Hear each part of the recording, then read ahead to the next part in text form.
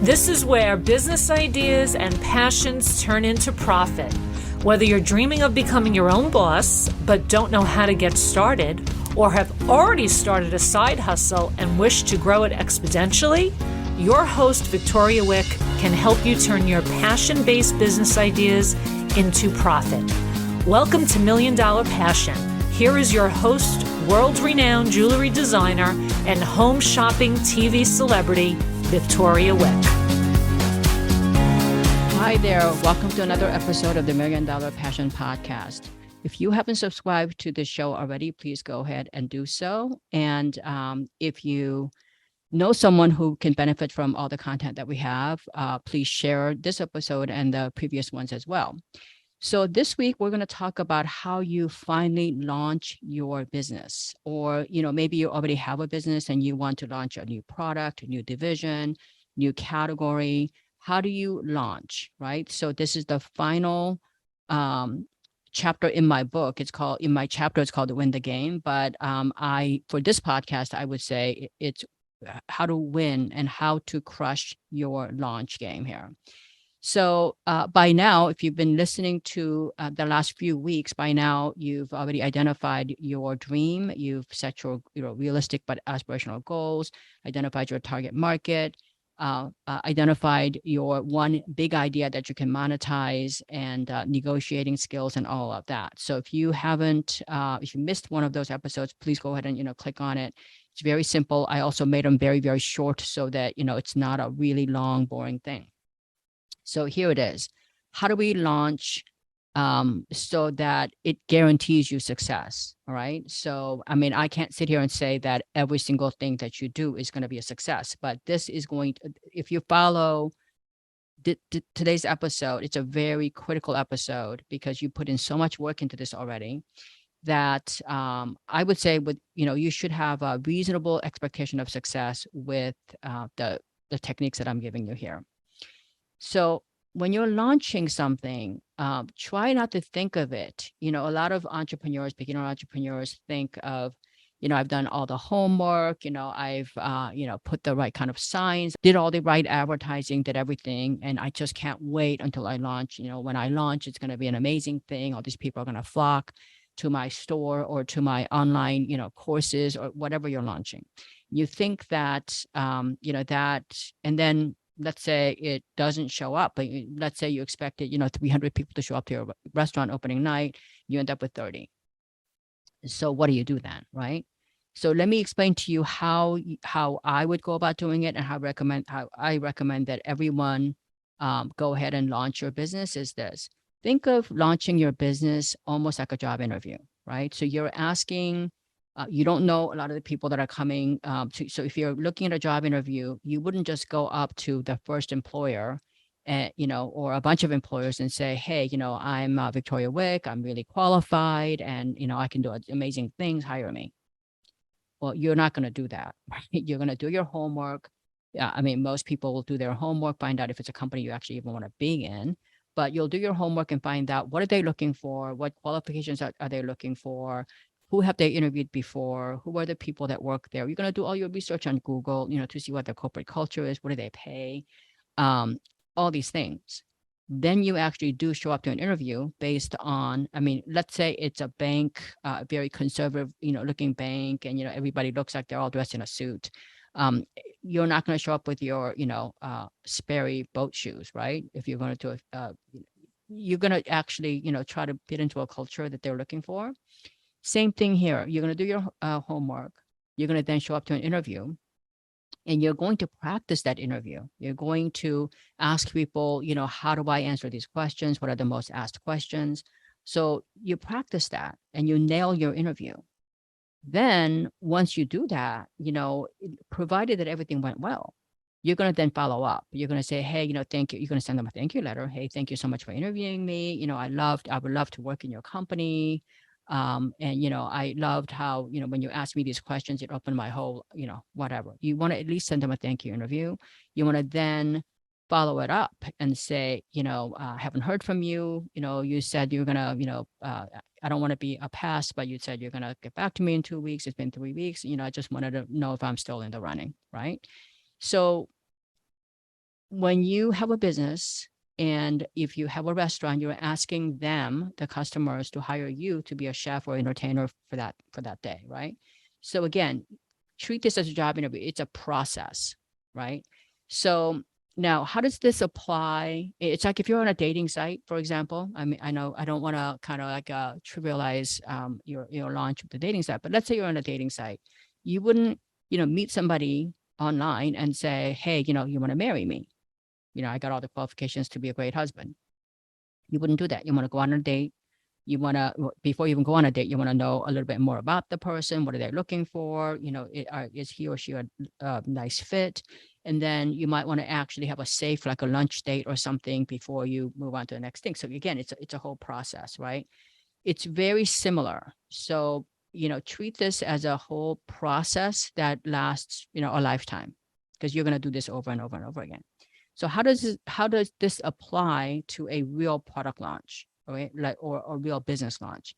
So let's say you're starting a restaurant. Like I happen to really love like Spanish tapas, like food from Spain as opposed to Cuba or Mexico, Latin American food. But let's say you wanted to open a Spanish restaurant in I'll pick some place like San Diego.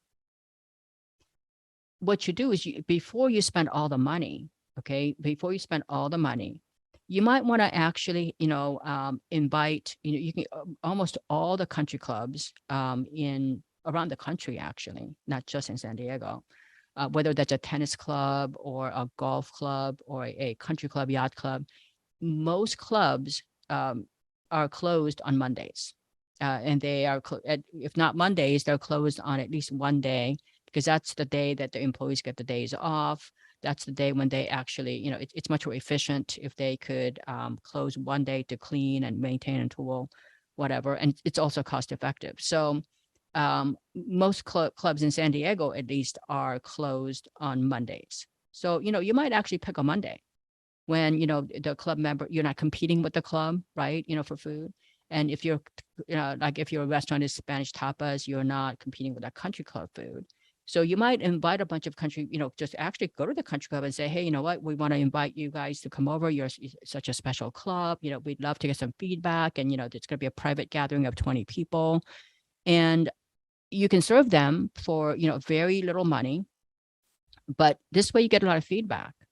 Also, these people that are coming to your, and you could do this every Monday. You could go club after club after club. You could do a different club every Monday. So those 20 people that, come to your club will A, give you feedback, and B, most likely if you, help them and you just give them an amazing experience, food, they'll tell every other member. So every Monday when their restaurant is closed and they have no place to go, they'll come to your club, right? So by the time you do this 20 times, let's say you do this every Monday for, I don't know, 3 or 4 months, you would hit all the clubs in San Diego, right?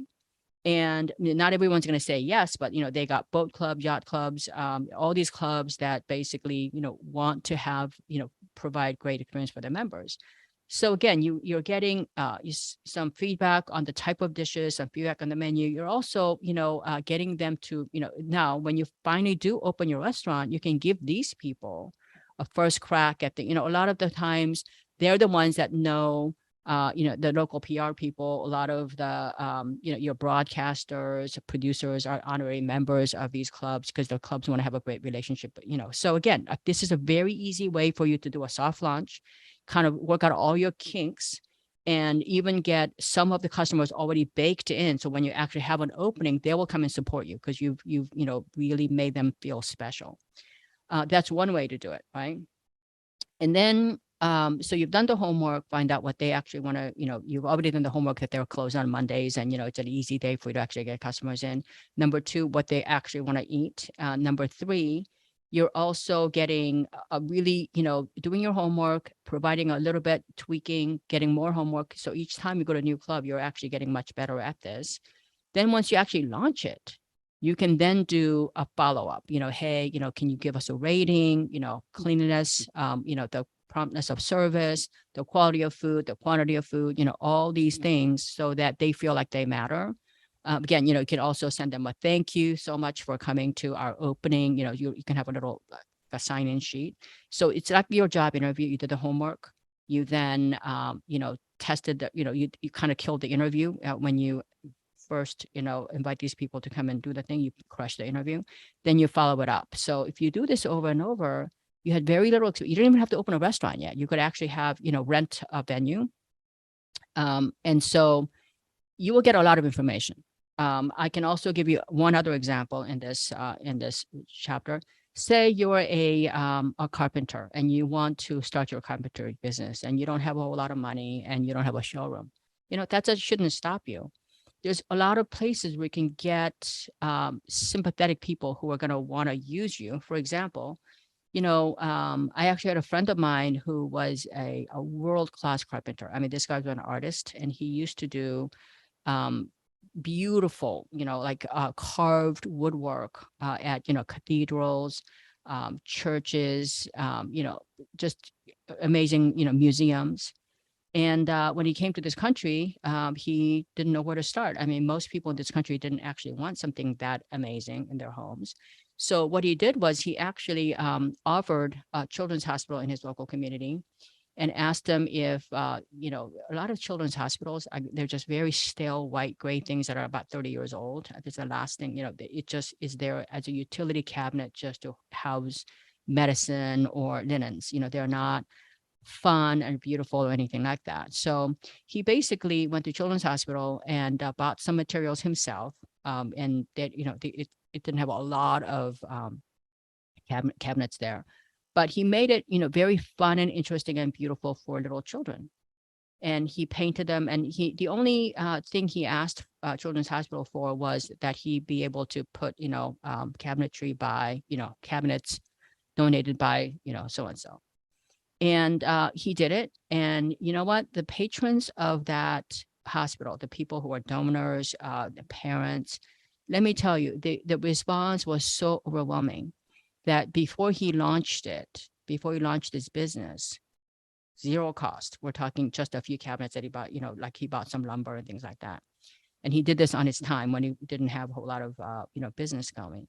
His phone was literally ringing off the wall. He had to hire a team of people to start his business because, he was getting these high end, some of these donors were millionaires that, saw that they're like, oh my God, I've been looking for, we can't find amazing cabinetry, amazing carpentry ever, in this country. So he now has a multi-million-dollar business doing high end, upper end cabinets and custom carpentry work, a lot of built-ins that are just amazing. So that's one way. Again, you can show them, who your target market is. And this guy went ahead and did that. And he actually went ahead and started doing this at, local private schools. Even private schools have horrible cabinets. Kids have stuff all over. So those are just two examples of people who've launched it softly, did some homework, who your target market, who do you want to, this guy, he does, the museum quality, carpentry. And he wasn't looking for like everyday, Home Depot kind of work. So he knew exactly where to go, did some homework, approached them. It was very easy to do. And, the local hospitals that he went to, these custom cabinetries are still there, okay, because it's high quality. And so he's still getting, and by the way, by the time he launched it, these people got all the PR, all the local, he was on, TV like crazy, on Business Insider, Fox, everything, CNN. So again, like, and local affiliates of all these PR people. So, it's doing a little bit of homework, really understanding who your target market is and meeting their needs and demonstrating and following it up, you care. These are just two examples of how I, explain to you how to crush your launch game. Launch is a process. It's a 3 to 4 step process. And if you follow that closely, you're going to have a much better success than otherwise. It's a lot more effective than buying ads and hoping other people will do it. When you're buying ads, whether you're buying Facebook ads or direct mailers or billboards, you have no control over what's going to happen. You're just like throwing good money after bad money because it's just a numbers game. You just need to, reach like 1 million people so you can get, 10,000 people to respond to something. And they're not embedded, they're not emotionally attached to, emotionally invested in you. right? Like this hospital thing, for example, these people are very invested in your success because they saw your heart. And so, just for what it's worth, I just want you to, if you need to, go back and replay this episode because it's a really critical episode on how, and the last thing I want to say is that treat every day like it's your launch day. Be on your best behavior, be on your toes, and make sure that everybody gets that attention. A lot of times people have a huge, opening day, and you think that that's, what you do. And then the next day, it's second day. Don't ever run a business as it's like a second day in business. So thank you so much for listening. And I hope you are sharing these episodes. You're getting a lot of value from every episode. And please stay healthy and happy, and make sure to understand that happiness is a choice. And I hope you make great choices next week. And until next time. You've been listening to $1 Million Passion, where we turn dreams into reality and passion into profit. According to ancient Chinese proverb, a journey of 1,000 miles begins with a single step. Congratulations on taking that first step today. For more information on how Victoria can help you turn your business idea into $1 million, and to download Victoria's free ebook on passion-based business ideas, visit $1,000,000passion.com. Don't forget to subscribe, rate, and review the show on your favorite podcast player.